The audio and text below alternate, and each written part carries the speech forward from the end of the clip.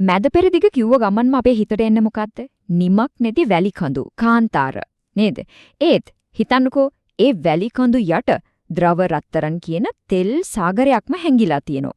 මේක නිකම් කතාවක් නෙවෙයි. වසර මිලියන ගාණක් පරණ රහසක්. අපි අද මේ කතාවේ අගමුල හොයලා බලමු. හොඳයි. එතකොට එන ලොකුම ප්‍රශ්නේ තමයි මේක. ඇයි ලෝකයේ වෙන කොහෙවත් නැති තරම් තෙල් සම්පතක් මැද පෙරදිගට විතරක් ලැබුණේ? මේක නිකම්ම හම්බයක්ද? නැත්නම් ඊට වඩා ගොඩක් ගැඹුරු කතාවක් තියෙනවද? ඇත්තටම උත්තරේ තමයි මේක හරියට නියම වට්ටෝරුවක් වගේ දෙයක්. හැබැයි මේ වට්ටෝරුව හදන්න අවුරුදු මිලියන ගාණක් ගිහින් තියෙනවා. නියම අමුද්‍රව්‍යකිට, නියම වෙලාවට, නියම පිළිවෙලට එකතු වෙලා තමයි මේ මහා තෙල් නිධානය හැදිලා තියෙන්නේ.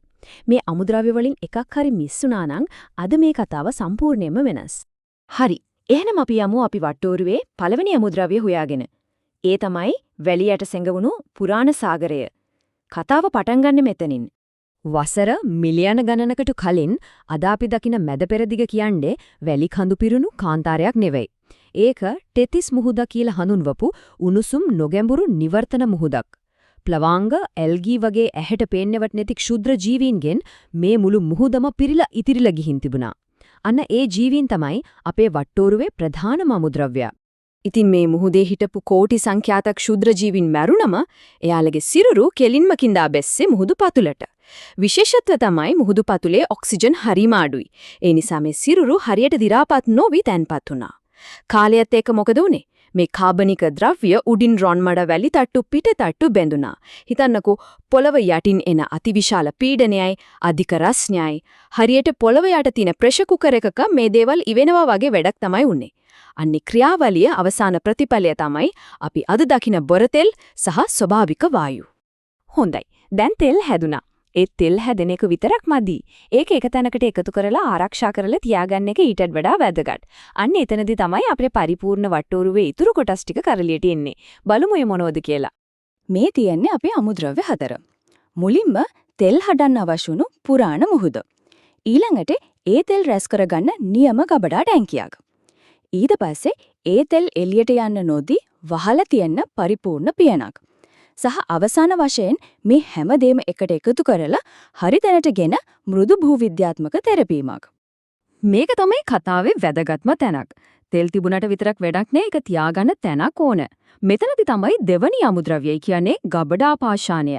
නැත්නම් රෙසර්වයර් රොක් එක වැදගත් වෙන්නේ.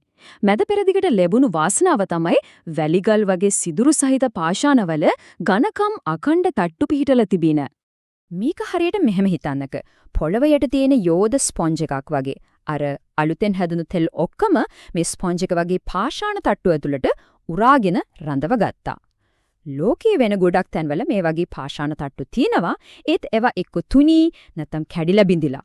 හැබැයි මැද පෙරදිගේ ඒවා දවන්තයි, ඒ වගේම අඛණ්ඩයි. දැන් අපි එනවා අපේ වට්ටෝරුවේ තුන්වෙනි අත්‍යවශ්‍යම දෙයට. ඒ තමයි පරිපූර්ණ පියන. දැන් තෙල් කියන්නේ වතුරට වඩා සැහැල්ලු දෙයක් නේ. ඉතින් ඒක නිතරම උත්සාහ කරන්නේ උඩට එන්න.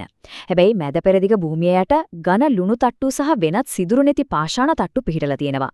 මේවා හරියට නොබින්දිය හැකි පියනක් වගේ වැඩ කරලා තෙල් ටික පොළව යටම අවුරුදු මිලියන ගාණක් හිර කරලා තියාගත්තා. හරි. මේ තමයි අවසාන සහ තීරණාත්මකම අමුද්‍රව්‍ය.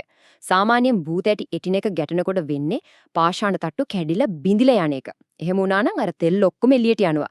නමුත් අරාබි භූතැටියේ චලනය වුණේ හරිම විශේෂ විදිහකට. ඒක ප්‍රචණ්ඩව ගැටුනේ නැහැ. ඒ වෙනුවට උනේ බොහොම මෘදු තෙරපීමක්. මේ නිසා පාෂාණ තට්ටු කැඩෙනව වෙනුවට විශාල ගෝලාකාර නැම්මක් වගේ හැඩවලට නැවුණා.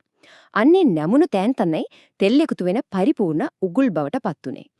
ඉතින් මේ පරිපූර්ණ වට්ටෝරුව නිසා මැද පෙරදිග තෙල්වල තියෙන විශේෂත්වය මොකක්ද? කියන්නේ ලෝකයේ අනිත් තැන්වල තියෙන තෙල්වලට වඩා මේවා වෙනස් වෙන්නේ කොහොමද?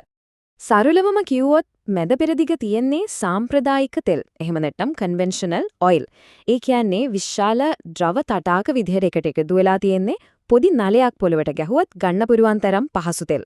ඒත් ඇමරිකාව, කැනඩාව වගේ රටවල තියෙන ගොඩක් වෙලාවට අන්කන්වෙන්ෂනල් ඔයිල්.